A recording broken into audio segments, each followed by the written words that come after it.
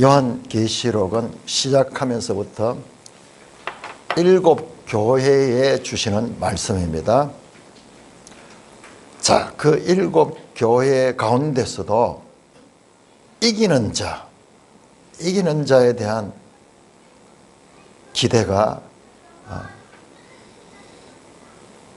크고 모든 성도들을 이기는 자가 되도록 하기 위하여 이 말씀을 주셨습니다. 자, 이긴다는 것은 전제가 뭐냐 그러면은 적과의 전쟁에서 이기는 것입니다. 그래서 교회는요, 교회의 현주소는 전쟁하는 교회, 에클레시아 밀리탄스, 밀리터리 하는 영어가 군대잖아요, 군대. 이 라틴어 원어가 밀리탄스, 이게 전쟁과 연관이 되어 있습니다. 에클레시아 교회는 전쟁하는 교회다. 현주소가, 교회 현주소가 전쟁이 있는 거예요. 그러니까 계시록에서도 이기는 자, 승리자를, 전쟁에서 패하는 자가 있고 이기는 자가 있는데 그 승리자가 되라고 지금 이 계시록을 주셔서 말씀하고 있습니다. 교회의 정체성 자체가 이 전쟁이에요. 세상의 죄와 이 세상의 문화와 그리고 그 모든 것을 지배하는 마귀와의 영적 전쟁터가 우리가 살고 있는 이 세상입니다. 그래서 지상의 교회는 전쟁하는 교회. 그런데 천상의 교회는 계시록 12장 보니까는 승리하셨어. 이미 용과 그의 군대와 미가엘과 그의 군대가 싸워서 초장부터 패배해서 쫓겨났습니다. 그래서 천상에 이루어지는 교회는 이미 승리한 교회이고, 그러나 이 지상의 시간 속에서는 전쟁하는 교회에서 승리하는 교회로 나아가는 것입니다. 자, 그러므로 승리한 교회가 되기 위해서는 먼저 전쟁을 이겨야 되는 것입니다. 전쟁에서 이기기 위해서는 적을 알아야 돼요. 그래서 그 적에 대해서 그 모든 정보가 요한계시록에 다 나와 있습니다. 그래서 이 교회의 현실적인 전쟁을 자세하게 가르쳐주는 책이 요한계시록이고, 승리하는 비결도 요한계시록을 통해서 우리가 알 수가 있습니다. 그런데 이 요한계시록이 사실상 너무 어려운 책이에요. 어렵지. 그러니 목사님들도 신학자들도 요한계시록을 제대로 이해하는 사람을 찾기가 쉽지가 않습니다. 저는 이 여름을 이제 일생 마지막 이 때라 생각을 하고 요한계시록을 들어가기 전에도 이미 준비하고 있었고, 그리고 이번 여름에 이 계시록을 제대로 한번 공부를 하고 제대로 이해를 해서 제대로 성도들에게 가르쳐야 되겠다는 그런 결심을 가지고 이번 이 토요일 날 이제 10시 반부터 쉽게, 지금은 한 장 한 장 이렇게 하니까는 이거를 어떻게 할 수가 없어요. 지금은 한 장 한 장, 한 절 한 절 풀지만은 이제 토요일에는 이걸 압축해 가지고 성도들이 이해할 수 있도록 전체적으로 이해할 수 있게 그렇게 계시록을 가지고 사경회를 하려고 합니다. 우리 형제 자매님들도 마음의 준비를 하시고 이렇게 참여해서 이 계시록을 알게 되면은, 여러분 모든 성경의 결론이 요한계시록이에요. 이걸 잘 모르니까는 신앙생활을 열심히 하는데도 목표가 없는 거예요. 그래서 이 계시록을 통해서 여러분들의 소망 있는 삶이 펼쳐지기를 주님의 이름으로 축원합니다. 자, 오늘 설교의 제목은 최후의 전쟁. 그러니까 전쟁하는 교회, 에클레시아 밀리탄스, 성경 내용도 보세요. 전쟁이 나옵니다. 자, 오늘 전쟁하는 이 내용은 16장 12절에 여섯째 천사가 그 대접을 큰 강 유브라데에 펼쳤다. 여러분, 이 큰 강 유브라데, 그 다음에 여기 등장하는 바벨론, 그 다음에 무슨 이 시온산, 예루살렘, 이런 것들은 다 상징적인 거예요. 상징적인 거. 그러니까 이게 실제 유브라데 강이 아니라 이 중동 지역에서 가장 큰 강이 유브라데 강이고, 유브라데 강은 이스라엘 역사에서 잊지 못할 그와 같은 이 역사적 사건이 있었던 곳이 유브라데 강입니다. 고레스, 페르시아의 이 고레스가 바벨론의 포로로 있던 이스라엘 백성들을 구원하기 위해서, 아니 구원하기 위해서 한 것이 아니라 바벨론을 망하게 하기 위해서 이 공격했던 곳이 유브라데 강인데, 그 결과 이 고레스 왕에 의해서 포로로 잡혀있던 이스라엘이 해방되는 결과를 맞았죠. 자, 그래서 그런 배경을 갖습니다. 그런데 그 전쟁에 동방에서 오는 왕들의 길이 예비되었다. 그러니까 큰 전쟁이 있는데 그 큰 강이 물이 다 말라버리면 어떻게 됩니까? 하이웨이죠. 넓은 고속도로가 나오잖아요. 물 속에는 강물이 흘러가기 때문에 무슨 그 장애물 이런 것들은 다 설려가고 없어요. 물이 빠지고 나면 그 자갈이 평탄이에요. 평탄. 그걸로 왕들이 나오니까는 그 각 나라의 왕들이 이제 군대를 이끌고 그로 이제 진격하는 그런 이미지가 나옵니다. 마치 그 BC 530년경에 페르시아의 고레스가 바벨론의 그 성을 함락시키던 그때처럼 이렇게 장면이 하나 탁 보입니다. 지금 보세요. 한 절 한 절이 압축적인 스냅 사진 같은 거예요.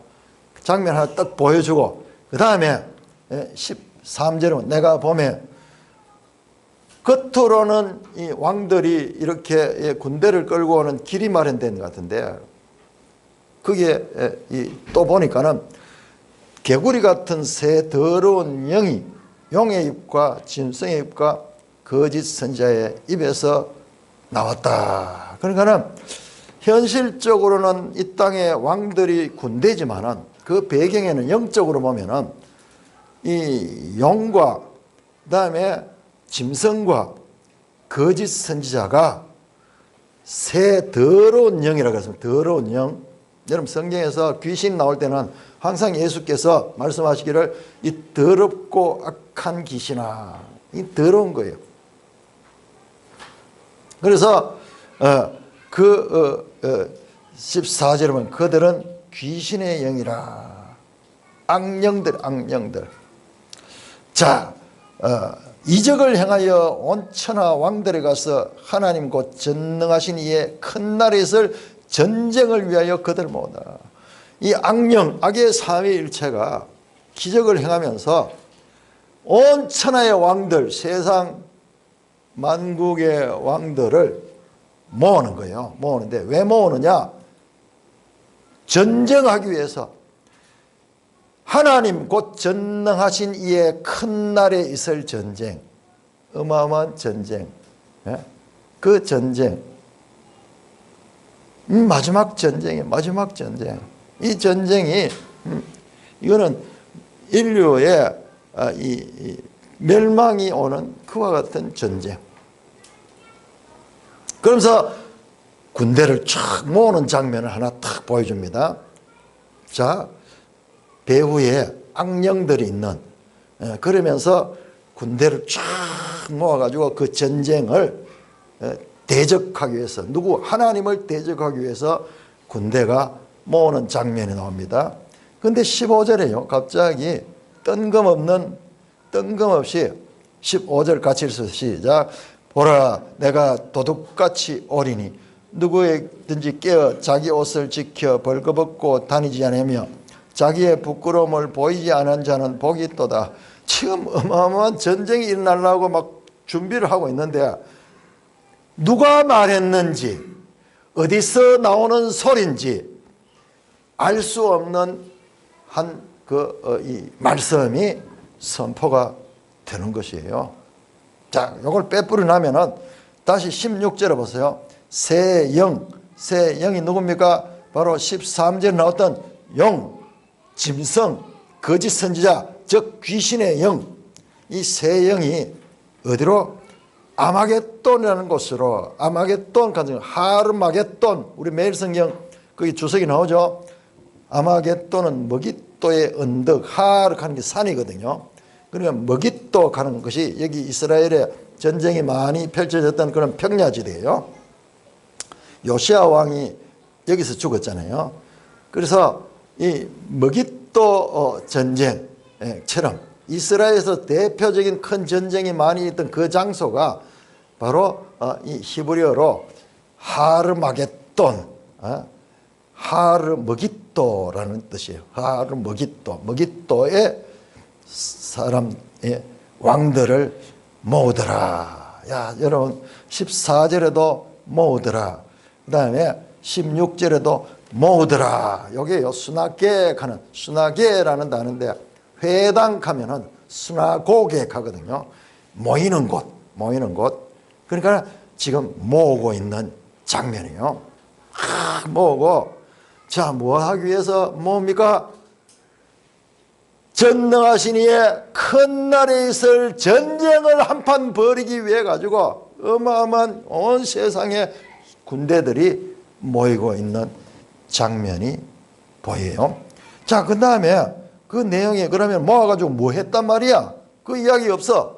갑자기 또 17절은 일곱째 천사가, 그러니까는 이 16장을 보시면요, 한 장면을 탁 보여주고 또 한 장면을 보여주고 그 다음에 또 갑자기 어떤 음성이 나와가지고 내가 도둑같이 오겠다.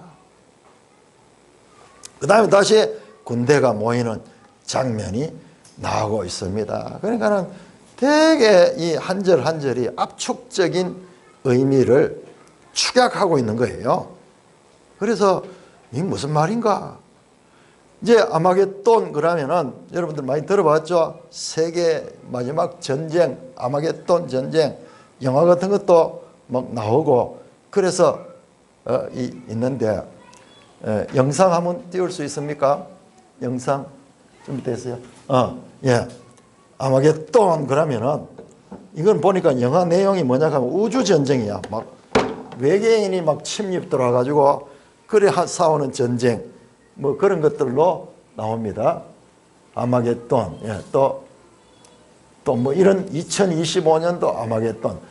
거대한 놈들이 지구를 막 공격한다. 그 다음에 이 역사상 최악의 재난, 뭐 아마겟돈.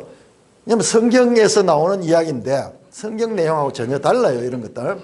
그러니까 여러분 성경을 그냥 인상만 가지고 아마겟돈 그러면 막 최후 전쟁 이러면서 무시무시한 뭐 이런 걸 생각하는데 성경을 자세히 봐야 돼요. 자, 그래서 그 유명한 아마겟돈 전쟁이 여러분 보세요. 일어나지도 안 하고 그냥 모이는 준비하는 전쟁을 일으키려고 군대가 모이는 이런 장면, 그리고 그 군대 배후에 이 악의 삼위일체 용과 짐승과 거짓 선지자가 그 배후에 있는, 그런데 그 가운데 15절에 내가 도둑같이 오리니, 여러분 특히 15절은요 전쟁 준비하고 관계없는 이야기가 갑자기 튀어나오는데 누가 말했는지도 소개도 되지 않고 이래서 여러분 성경을 깊이 연구하는 학자들 있죠. 성경 학자들 가운데서 자유주의 신학자들 성경을 하나님 말씀을 그대로 안 믿어요. 그런 사람들은 보니까 문맥적으로 이상하거든. 그래서 이 본문은 말하는 사람이 누군지 어디에서 나는 소리인지 설명도 없고, 그리고 이 문맥적으로 봐도 어울리지 않는다. 그래가지고 이거는 편집 기록하면서 기록한 자들 잘못 여기 삽입을 해가지고 있다. 심지어는 그렇게까지 주장하는 학자들도 있습니다. 그런데요, 전혀 그렇지 않아요. 전혀 그렇지 않습니다. 여러분, 계시록을 읽다 보면 제가 시간이 없어서 말씀 안 드리는데 한 번씩 이런 음성이 나와요. 여러분 13장에서도 막 이 짐승과 그의 우상에게 숭배하고 온 세상 사람들이 다 짐승을 숭배할 적에 그때 누구든지 귀가 있는 자는 들으라. 성도의 인내와 믿음이 여기 있다. 그런 음성이 들려왔어요. 14장 12절에도 모든 짐승이 세상을 지배할 때 성도의 인내가 여기 있나니 그들은 하나님의 계명과 예수에 대한 믿음을 지킨다니라 난데없는 소리가 나왔어요. 군데군데 나왔습니다. 여러분 뒤에 계시록 뒤에 가면요 예수님이 내가 속히 올 것이다, 내가 속히 오리라, 그 말씀이 나와요. 재림에 대한 의지를 가지고 나옵니다. 그래서 이 말씀은 지금 마지막 전쟁, 주님이 재림하기 전에 이 전쟁이 일어나는데 이 군대만 보면은 이 세상이 완전히 이들에 의해서 장악될 것 같은데 예수님이 임하시겠다는 그런 메시지가 황급하게 그 무시무시한 전쟁을 이 눈앞에 두고 있는 그 상황에서 예수님의 의지가 지금 나타나고 있습니다. 그런데 전쟁은 어떻게 되었는지 설명이 없습니다. 설명이 없어요. 그래서 우리는 막 이 분위기만 보고 무시무시한 아마겟돈 전쟁 이거지 실제 그 내용을 자세하게 잘 몰라요. 사람들이 그냥 아마겟돈 가면 큰 인류 최고의 마지막 전쟁이다 뭐 그렇게 이야기하는데 오늘 제가 이번에 이 계시록을 연구하면서 이 계시록 안에 전쟁이 여러 개가 나와요. 최소한 6개가 나와요. 6개 전쟁. 그래서 그 전쟁들을 한번 살펴보면서 최후의 전쟁이 이 전쟁이 가지는 이 내용이 무엇인가를 성경을 통해서 여러분들이 알 수 있도록 그렇게 하려고 합니다. 자, 전쟁이 일어나진 않았어요. 준비만 합니다. 그러고 장면이 딴 장면으로 넘어가는 거예요. 자, 이와 같은 장면은 여기뿐만 아니라 앞에서도 이미 나왔어요. 우리가 이거를 제대로 이해를 못해가지고 그냥 지나왔지. 지금 이 장면을 잘 보세요. 이게 유명한 아마겟돈 전쟁을 하는데 실제로 전쟁하는 내용이 안 나오잖아요. 그냥 준비만 하는 것만 사진 한 장 찰칵 보여주고 또 사진 하나 찰칵 보여주고 이러면서 정작 전쟁은 지금 보이지 않아요. 보이지 않습니다. 자, 우리 6장 한번 찾아볼까요? 6장. 자, 여러분 방금 읽었던 이 16장 요게 보세요. 6째 대접입니다. 6째 대접 심판. 천사가 6째 천사가 6번째 대접을 쏟는 거예요. 6번째 대접. 자, 지금 그 7인, 7나팔, 7대접 이 3중 이 재난이 나오는데 모든 것은 다 6번째의 결정적인 사건들이 납니다. 자, 6장 한번 보세요. 6장.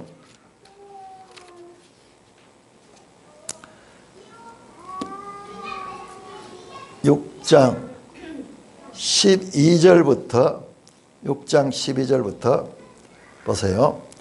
그럼 6장에서 첫째 인, 둘째 인, 셋째 인, 넷째 인, 다섯째 인, 그 다음 마지막 6째 인을 떼실 때에 큰 지진이 나고 해가 검은 털로 짠 상복같이 검어지고 달이 온통 피가 되고 하늘의 별들이 흔들려 떨어지고 하늘은 두루마리가 말리는 같이 떠나가고 산과 섬들은 제자리를 옮겨졌다. 여러분 이 장면은요 12절에서 14절 장면은 이게 마지막 새하늘 새 땅이 등장하는 장면이에요. 하늘과 엣 땅이 사라지고 새하늘 새 땅이 오는 장면이에요. 이게 마지막 종말적인 장면입니다. 하늘의 달이 그리고 별들이 떨어지고 땅에는 큰 지진이 나고 산과 섬이 옮기자. 그야말로 최후의 종말적인 우주적 대격변 사건이에요. 자, 그 다음에 보세요.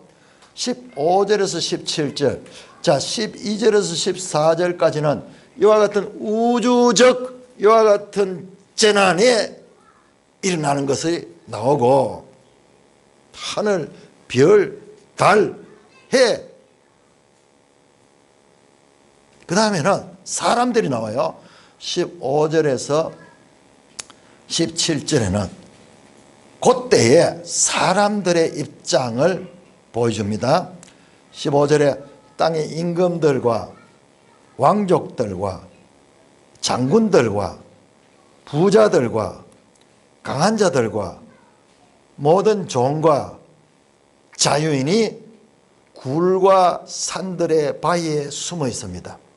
자, 여섯째 인을 뗄 때 이 우주적 격변이 일어나고, 한편 사람들은 땅의 임금들, 왕족들, 장군들, 부자들, 강한 자들, 종, 자유인, 이 사람들은 지금 어디에 있느냐? 굴과 바위, 산들의 바위에 숨어 있는 거예요. 이들은 전쟁에서 지금 쫓겨가가지고 패하고, 그래서 쫓겨가가지고 어디에 숨어가지고 지금 있는 자들이에요. 거기에서 벌벌 떨면서 16절에 보면은 산들과 바위에게 말하되 우리에 떨어져 보좌에 앉으신 이의 얼굴에서와 그 어린 양의 진노에서 우리를 가리라. 무슨 말이냐 그러면요, 빨리 우리를 죽여달라 하는 말이에요. 빨리 우리를 죽여라. 너무 고통스럽고 두렵고, 그러니까 죽으면 끝이다 이러면서 빨리 이 산이 무너지고 바위가 무너지면 그 깔려 죽잖아요. 죽기를 원하는 거예요. 그러면 17절에 그들이 진노의 큰 날이 이르렀으니 누가 능히 서리요? 아무도 살아남을 자가 없다 그러면서 숨어서 그 안에서 지금 초조하게 지나면서 절망 가운데서 빨리 죽여달라고 하는 이 장면이 슬쩍 나왔어요. 그래서 우리는 생각하기를, 이거는 첫째 이 인대접이니까는, 자, 여기 보세요. 언젠가 여섯째 인입니다. 여섯째 인을 뗄 때에 일어난 재앙이에요.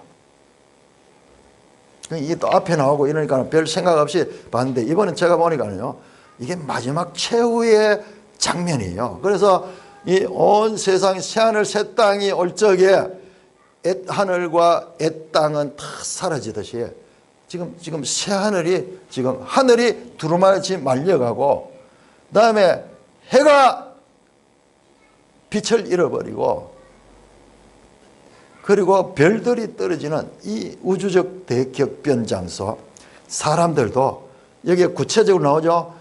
이 임금들, 왕족들, 장군들, 그 다음에 부자들, 강한 자들, 모든 종과 자유인들, 구체적으로 인류의 집단들을 이야기를 하면서 모든 사람들이 지금 이 여섯째 인의 재앙 가운데서 숨어 있잖아요. 지금 굴과 바위 틈에 숨어가지고 그렇게 이제 죽을 날만 기다리면서 두려움 가운데서 소망 없이 지금 탄식하고 있는 장면이 나옵니다.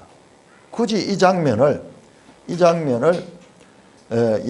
전쟁과 연관시켜서 볼 수 있는 그런 이 단서는 별로 없어요.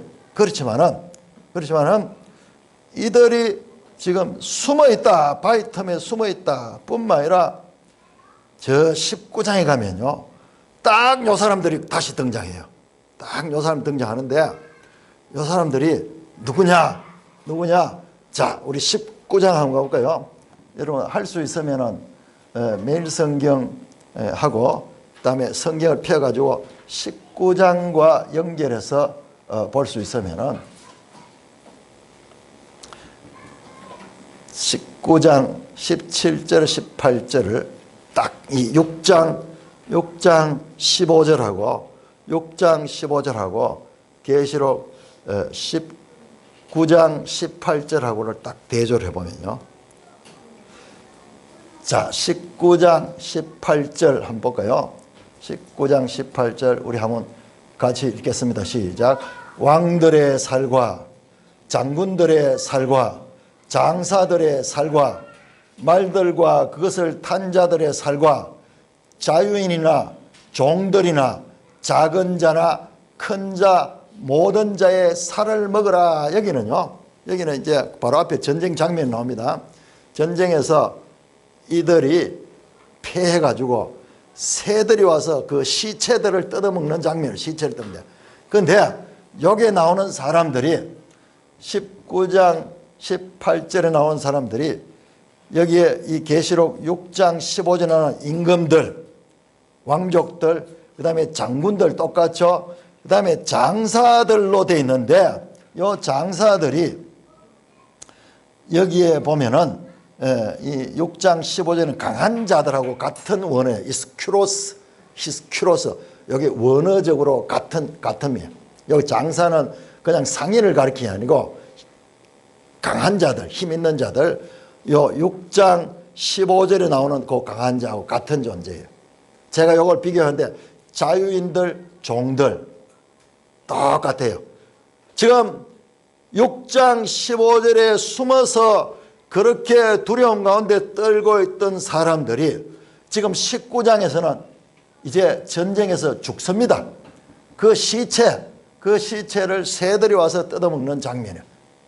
그러니까 16장에는 그들이 마지막 이 6장에는 두려움 가운데 떨고 있던 그 이 왕들과 그 다음에 이 장군들과 부자들과 강한 자들과 종들과 자유인들 모든 사람들 다 망라했죠. 그들이 두려움 가운데 떨면서 누가 이 어린 양의 진노에서 우리를 구하겠느냐 하면서 이제 마지막 이 두려움 가운데 떨고 있는 장면이고 19장에는 그들이 이제 바로 그 앞에 나오는 그 이 백마 타고 온 그 예수님의 재림에 의해 가지고 이들이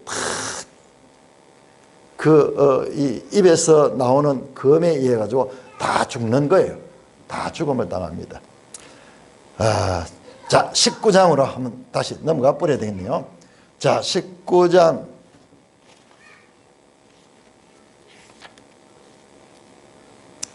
11절부터 보세요. 11절부터 오늘 우리 찬송했듯이 예수님의 재림하는 장면, 예수님의 재림한 장면 매일 성경 보시면은 11절부터 16절까지가 재림하시는 예수님이죠. 이것도 상징적인 거예요. 백마를 타고 탁 등장하는데 12절에 그 눈은 불꽃 같고 그 머리에는 많은 관들이 있고 또 이름 쓴 것 하나가 있는데 자기밖에 아는 자가 없고 그가 또 피 뿌린 옷을 입고 있는데 그 이름은 하나님의 말씀이라 칭하더라. 하늘에 있는 군대들이 희고 깨끗한 희생화옷을 입고 백마를 타고 그들 하늘 군대들이 이 예수님이 백마 타고 오는 그 뒤를 따르면서 어떻게 전쟁하는 거 보세요. 15절이죠. 그의 입에서 백마 탄 자의 입에서 뭐가 나오냐. 예리한 검이 나오는 거예요. 칼이 나와서 그것으로 만국을 치는 거예요. 만국을 치는 거예요. 그러니까 입에 말씀으로 하나님의 말씀은 좌우의 날선금 같다 하듯이 그 예리한 검을 가지고 그것을 만국을 치는 거예요. 하나님을 대적하려고 아까 보니까 큰 전쟁을 꾸몄죠. 아마겟돈에서 그들과의 전쟁인 거예요. 그러니까 6장 15절에 나오던 그 사람들이나 16장 오늘 읽었던 본문에 나오는 왕들과 하나님의 대적하기 위해서 모이던 아마겟돈에 모였던 그 존재들이나 이게 같은 자들이에요. 같은 자들. 자, 그래서 이제 구체적으로 나왔죠. 여기도 지금 전쟁하는 모습은 안 나왔고 6장. 근데 16장에도 봤잖아요. 그냥 모이는 장면은 나왔잖아요. 그 전쟁하는 장면은 여기에 나오는 거예요. 19장에 나오는 거예요. 그런데 전쟁이 그냥 총칼로 싸우는 전쟁이 아니라 입에서 나오는 예리한 검, 즉 살았고 운동력 있는 말씀으로 만국을 치고 친히 그들을 철장으로 다스리며 또 친히 하나님 전능하신 이의 맹렬한 포도주 틀을 밟겠고, 앞에 나왔죠. 14장에 보니까 심판할 적에 포도송이를 갖다가 포도즙 틀에 넣어가지고 사람들이 밟게 되면 그 즙이 나오잖아요. 즙이 나오듯이 그 모든 나라들을 심판하는 장면인데, 16절에 그분의 옷과 다리에 이름이 있는데 그 이름이 뭐냐? 만왕의 왕이요 만주의 주. 바로 이것이 재림하시는 예수 그리스도가 오셔서 이 세상의 영과 짐승과 그리고 온 나라를 끌어모아 가지고 하나님을 대적하는 자들과 전쟁하는 거예요. 전쟁하는 거예요. 그러니까 17절 보세요. 또 내가 보니 한 천사가 태양 안에 서서 공중에 나는 모든 새를 향하여 큰 음성으로 외치되 와서 하나님의 큰 잔치에 모여라. 새들이요, 이미 전쟁은 싸울 것도 없어요. 끝이 나버렸어요. 그 많은 군대들은 전부 시신이 되어가지고 먹잇도 그 평지에 다 시신으로 있는 거예요. 그러면 어떻게 합니까? 죽음이 있는 곳에 뭐가 옵니까? 독수리떼가 오잖아요. 새들이 날라오잖아요. 그래 쫙 와가지고 그 시체를 뜯어먹는 그림 하나를 탁 보여주는 거예요. 그런데 그 새들조차도 하늘에서 나는 명령에 의해 가지고 그들이 오는 거예요.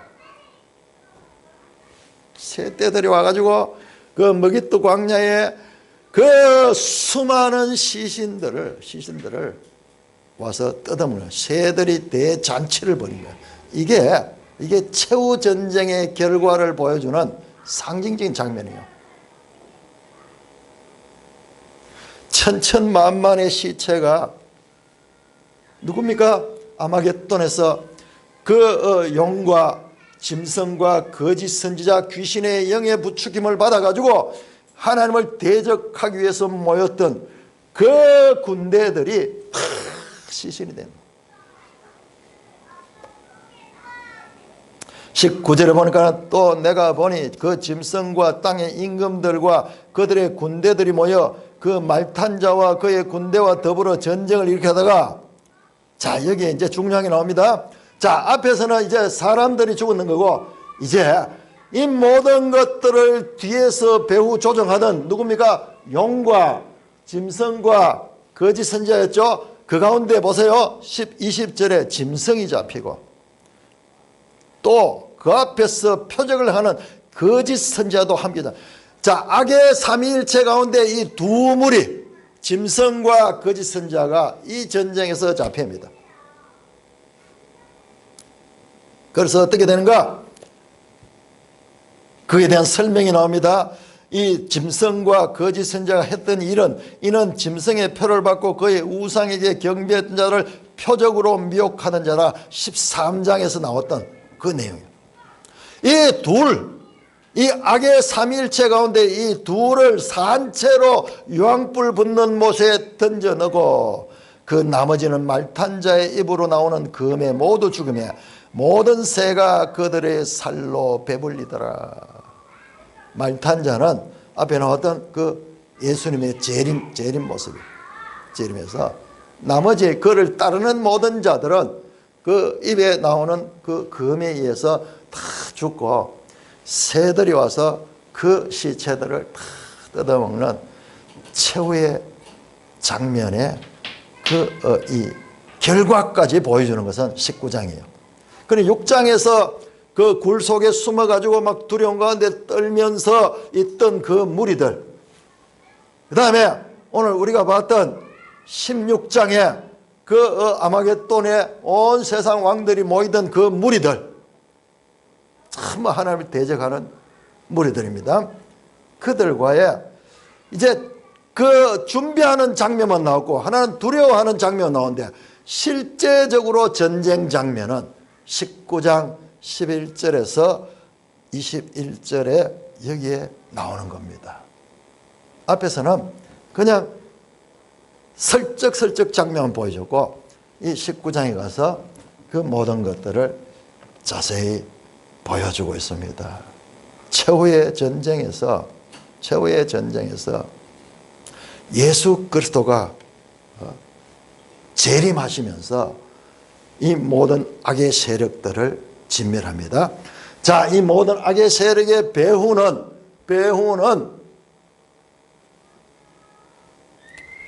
용과 짐승과 거짓 선지자였습니다.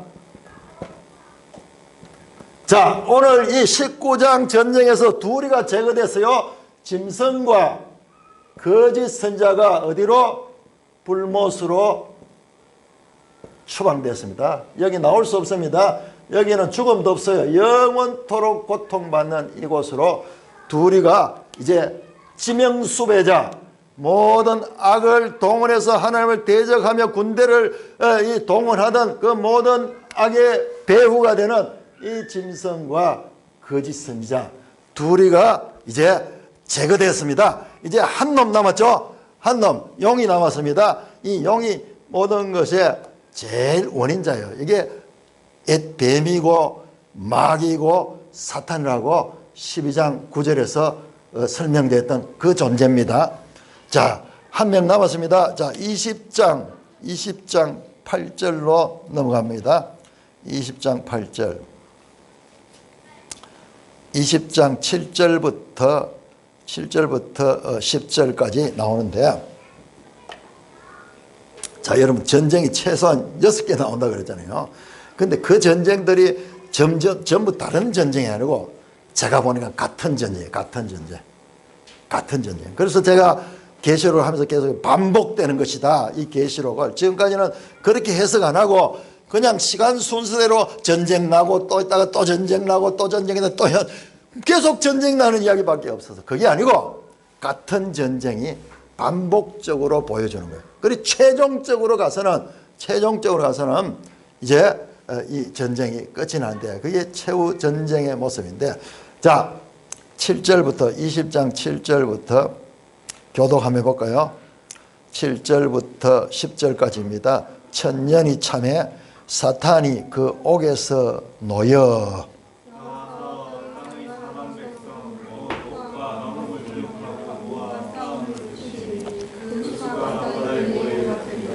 그들이 지면에 널리 펴져 성도들의 진과 사랑하시는 성읍을 두루매 하늘에서 불이 내려와 그들을 태워버리고,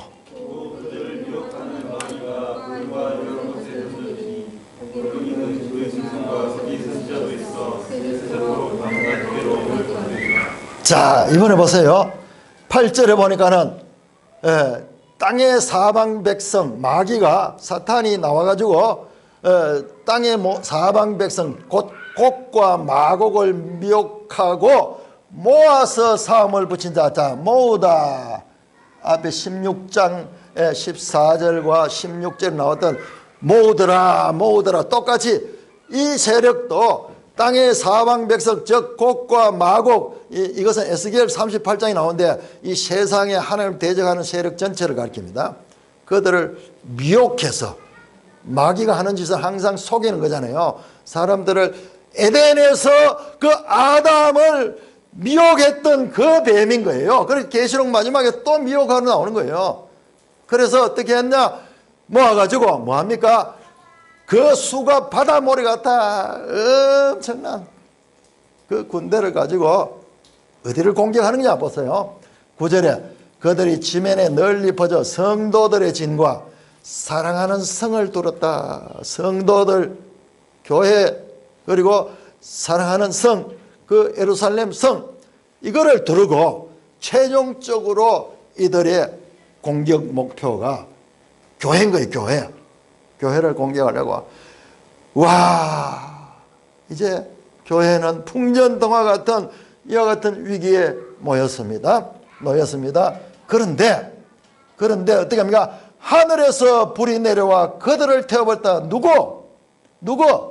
이 땅의 모든 백성들, 곡과 마곡. 갑자기요, 전쟁이 역전돼 버려요. 하늘에서 불이 내려오니까는 그들이 다 없어지는 거예요. 앞에서 그 시체들이 전부 이 먹잇도 그 평지에 새들의 이 먹을 거리가 되듯이 이번엔 불로 다 태워져 버린 거예요. 그런 다음에 보세요. 그들을 미혹하던 마귀. 그들은 누구냐? 바로 이 성도들과 사랑하는 그 성을 공격하려고 둘러섰던 그 무리들, 세상 이 사방 백성들 무리들. 자, 그들을 미혹하던 마귀가 불과 드디어 잡혔습니다. 누구? 용이죠. 마귀가 곧 용이잖아요. 요놈이 잡히게 됩니다. 그래서 최후 전쟁의 결과는 이와 같이 겉으로 드러난 백성들은 전부 미혹당해서 그 이용당하는 뿐이에요. 그 모든 원인자는 용과 짐승과 거짓 선지자인데, 주님의 재림의 전쟁, 최후의 전쟁에서 이들이 섬멸되지 않고는, 여러분, 이들의 존재가, 이게 특별히 이 존재가요, 에덴을 인류가 에덴에서 추방되도록 만들었어요. 추방되도록. 이 존재가 죄를 통해서 추방되도록 만들었어요. 그래서 그 모든 죄의 원인은 마귀 사탄으로 봤는데, 성경은요 끝까지 추적해서 이 세 존재를 완전히 없어요. 그래서 그렇게 펼쳐지는 나라가 새하늘 새 땅이고, 그곳에는 이 용이 권세를 가지고 왔던 사망도 없어지고 저주도 없어지고 애통하는 것이나 슬픈 것이나 모든 이 땅에 있던 죄의 결과로 왔던 것은 다 없어지는 것이 새하늘 새 땅 것입니다. 새하늘 새 땅. 자, 여러분 다시 16장 한번 돌아가요. 16장 우리 조금 전에 봤던 그 아마겟돈 전쟁, 이 16장 12절 보세요. 12절에 이게 여섯째 대접이죠. 제가 지금 시간이 없어가지고 그냥 넘어가는데요. 자, 11장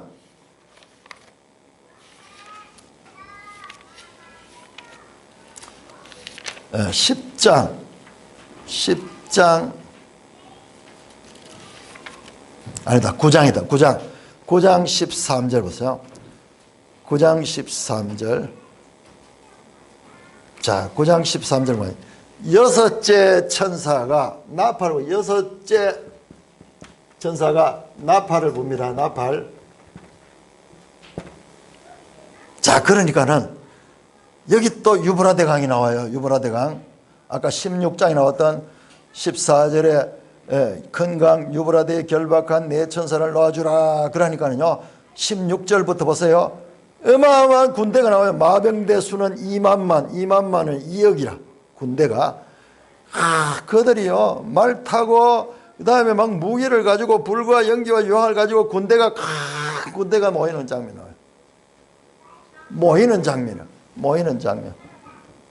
그런데 이 전쟁 이것도 군대만 보이지 전쟁하는 구체적인 내용은 없어요. 자, 그러니까는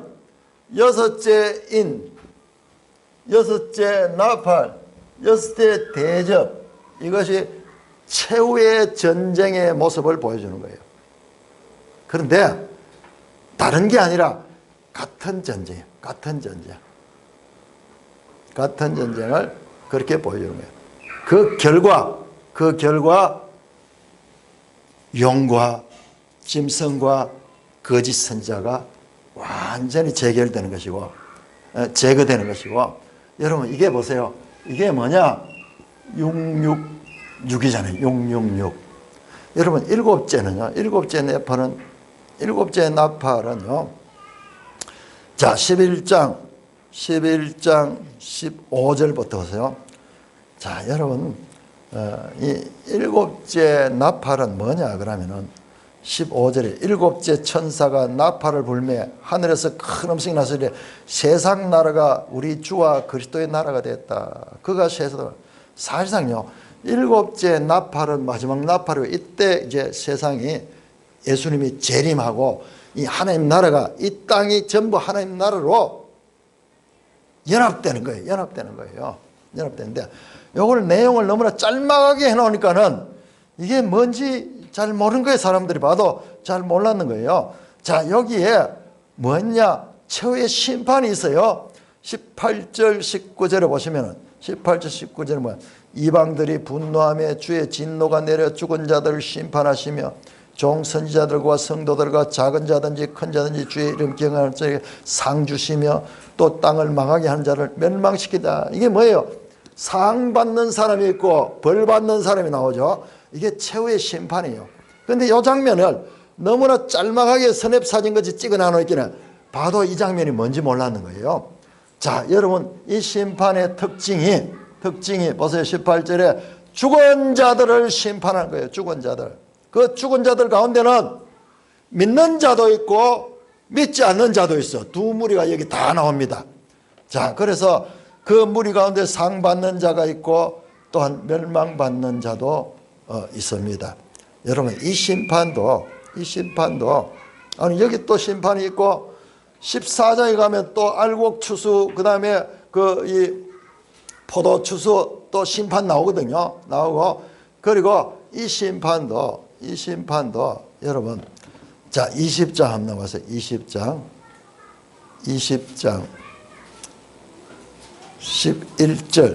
20장 11절에서 14절에 소위 흰 보좌 심판 또는 백보좌 심판을 하는 마지막 심판이 나오는 거예요. 자, 이 심판에 보니까는 12절에 또 내가 보니 죽은 자들이 큰 자나 작은 자나 보좌 앞에 서 있다. 죽은 자들이 심판받는 거예요. 죽은 자들이 심판. 우리는 죽음의 끝이라 그러잖아요. 이 땅에 모든 살았다가 하나님을 믿은 자와 그렇지 않는 자들, 그 자들이 다 마지막에 주님이 재림할 적에 심판대 앞에 서는 거예요. 심판대 앞에 서는. 그런데 그 심판하는 기준이 뭐냐? 생명책에 이름이 기록된 자가 있고, 그 다음에 책 이름은 안 나오는데 책들이 나옵니다. 12절에 보니까 책들이니까 복수죠. 많은 책이, 많은 책. 이거는 신학자들이 이것은 행위책이라고 해요. 행위책. 그리고 생명책은 그 이름이 기록된 구원받는 백성들의 이름입니다. 거기 따라 어떻게 합니까? 그 죽은 자들이 자기 행위를 따라 책들에 기록된 대로 심판을 받는다. 12절 나오죠. 자, 그래서 이 장면은 최후의 심판의 장면도 두 군데 다 나오는 거예요. 전쟁도 이렇게 반복적으로 나왔고 심판도 반복적으로 나오는 것입니다. 그러므로 요한계시록을 그냥 시간 나열 순서가 아니라 이와 같은 구조로 볼 적에 풀리지 않고 해결되지 않던 그 모든 문제들이 다 풀리면서 하나님의 뜻이 명확하게 드러나게 됩니다. 자, 이번 토요일 날 제가 조금 더 여유를 가지고 이 내용들을 더 쉽게 이제 정리해서 말씀을 드릴 것입니다. 사랑하는 형제 자매 여러분, 1세기 사도들이 살던 시대, 그 시대에도 로마 군대와 그리고 유대교의 극심한 어린 교회에 대한 박해는 성도들에게 너무나 큰 어려움들이었어요. 주님은 지금 그 어린 교회를 향해서 그렇게 지금 말씀하는 거예요. 이기는 자가 되라. 그 어린 교회들은 그 당시에 1세기의 실제적인 7교회이면서 동시에 모든 시대의 교회들을 대표하는 그 교회들입니다. 1세기 성도들도 주님이 빨리 재림해서 이와 같이 악의 세력들을 다 척결하고 그 하나님 나라가 오기를 기대했습니다. 그런데 이 슬픔 많고 문제 많고 악의 세력들이 이 기세등등하게 이 세상을 지배하는 이와 같은 일들을 주님이 오셔서 해결해 주셨는데 2000년이 지난 오늘까지도 해결되지 않고 있는 거예요. 근데 예수님은 속히 온다 그랬어요. 이게 도대체 뭐냐? 예수님의 말씀이 틀린 것이냐? 우리가 잘못 믿고 있는 거 아니냐? 우리가 지금 속고 있는 게 아니냐? 속히 온다는데 2000년이 지나서. 이 같은 질문은 1세기 성도들도 그 당시에 동일하게 가지고 있었습니다. 도무지 우리가 예수를 믿지만은 속히 오신다는 그 주님의 약속은 사실상 2000년이 지났는데도 오지 않고 있습니다. 이게 우리 성도들이 가진 이게 해결할 수 없는, 하나님 말씀은 믿고 싶고 믿어야 할 텐데 그 말씀이 지금 예수님이 허풍친 것이 결과되는 2000년이 지나도록 아직까지 그 일이 일어나지 않고 있는 것입니다. 자, 여기에 대한 답을 베드로후서 3장을 한번 찾아보세요. 베드로후서 3장에서 방금 가지고 있던 우리의 이 질문을 베드로 사도께서 풀어서 설명하고 있습니다.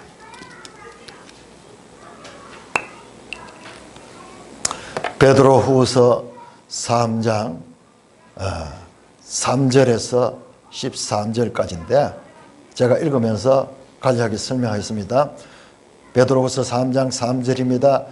먼저 이것을 할지니 말세에 조롱하는 자들이 와서 자기의 정욕 따라 행하며 조롱하며 이들의 주께서 강림한다는 약속이 어디 있느냐, 이 말이에요. 지금 내가 방금 했는 게, 아니 주님이 재림하신다고 말했는데 재림은커녕 세상 그대로 옛날 그대로 있어. 헛소리 하지 마. 조롱합니다. 교회를 조롱하면서 그렇게 말합니다. 7절 보세요. 7절. 6절에 보면은 이런 말이며 그때 세상은 물의 넘침으로 멸망했다. 이게 노아 홍수 때래요. 노아 홍수 때 인류가 그 홍수로 해서 다 설을 당했다는 그 이야기를 하면서 7절에 이제 하늘과 땅은 그 동일한 말씀으로 불사르기 위해서 보호하신 바 되어 경건하지 않은 사람들의 심판과 멸망의 날까지 보존하여 두신 것이라. 그런데 2000년이 지났는데요, 속히 오신다더니 거기에 대한 설명을 합니다. 8절에 사랑하는 자들아, 죽게는 하루가 1000년 같고 1000년이 하루 같다는 이 한 가지를 잊지 말라. 하나님의 시간과 우리의 시간은 다른 거예요. 9절입니다. 우리의 가진 질문입니다. 주의 약속은 어떤 이들이 더디라고 생각한 같이 더딘 것이 아니라 오직 주께서는 너희에 대하여 오래 참으사 아무도 멸망하지 않고 다 회개에 이르기를 원하노라. 그 기간 속에 저와 여러분들이 구원을 받고 우리 여기에 형제들이 구원받을 수 있는 기간이냐. 우리가 그 일찍이 주님이 재림했으면 우리에게 이런 기회가 오지 않을 거예요. 아무도 멸망하지 않고 다 회개에 이르기를 원하신다. 지금 이 시간이 연장되는 것은요, 주님의 자비의 기간, 우리가 어떤 죄인들라도 회개해서 구원받을 수 있는 그와 같은 기회를 주시는 거예요. 그러나 10절에 주의 날이 도둑같이 오더니, 주님의 재림은 반드시 오는데 오늘 계시록 16장 15절에서 나왔던 그 말씀대로 도적같이 오는데, 이 도적같이 온다는 것은 아무도 예비하는 그와 같은 시간, 그때에 오는데 그날은 하늘이 큰 소리로 떠나가고 물질이 뜨거운 불에 풀어지고 땅과 그 중에 있는 모든 일들이 드러나게 되고, 그 결과 13절 보세요. 13절 우리 같이 읽습니다. 베드로후서 3장 13 시작. 우리는 그의 약속대로 의가 있는 곳인 새하늘과 새 땅을 바라보도다. 이야, 이 베드로 사도가요, 이걸 가지고 있어요. 이 새하늘 새 땅, 계시록 21장에 나오는 그 새하늘 새 땅에 대한 것을 지금 가지고 있어요. 궁극적으로 주님께서 이 참고 주님의 시간은 하루가 천년 같고 천년이 하루 같습니다. 여러분, 우리 시간 개념은요, 우리가 가 있는 시간 개념은 시간이 10년이 되게 긴 것 같잖아요. 나이가 들면 내가 엊그제 전화 통화를 했는데 우리 그때 한번 봤잖아 이러는데 그걸 계산하면 10년 전이에요. 10년 전. 우리 하물며 우리 인간조차도 이 시간 개념이 지나면은요, 어른들 다 이야기 들어봐요. 시간 빨리 간다. 전부 시간 빨리 간다. 그 이야기가 없어요.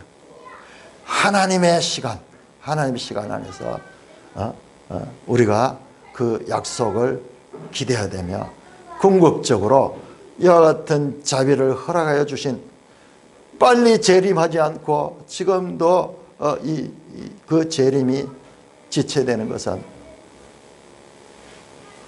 많은 사람들이 구원받을 수 있도록, 그래야 새하늘 새 땅에 들어갈 수 있는 기회를 베풀고 있는 것입니다.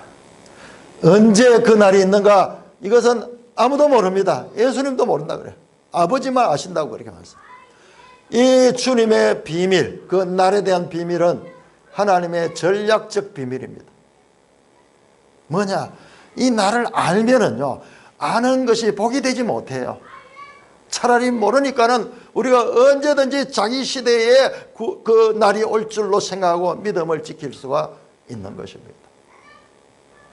주님의 재림을 인생 최고의 소망의 시간으로 믿고 기다리시며, 새하늘 새 땅, 그 영생의 나라로 입성하시는 모든 산돌교회 되시기를 주님의 이름으로 축원합니다.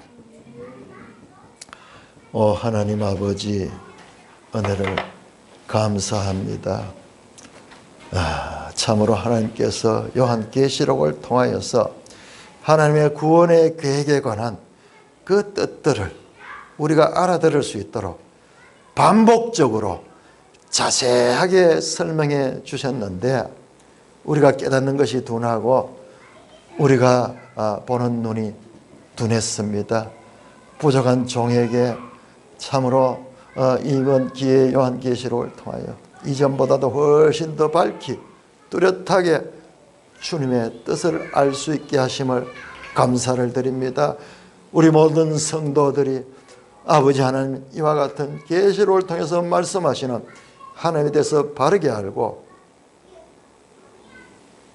용과 짐승과 거짓 선지자가 미혹하는 데 미혹되어서 불못에 그들을 따라 떨어지는 자들이 되지 않게 하시고, 믿음으로 새하늘 새 땅에 입성하여 이 땅에서 생각하지도 못하고 누릴 수 없었던 그 영생의 찬란하고 영광스러운 삶으로 편입되는 자들 모두 되기를 주님의 이름으로 축원합나이다.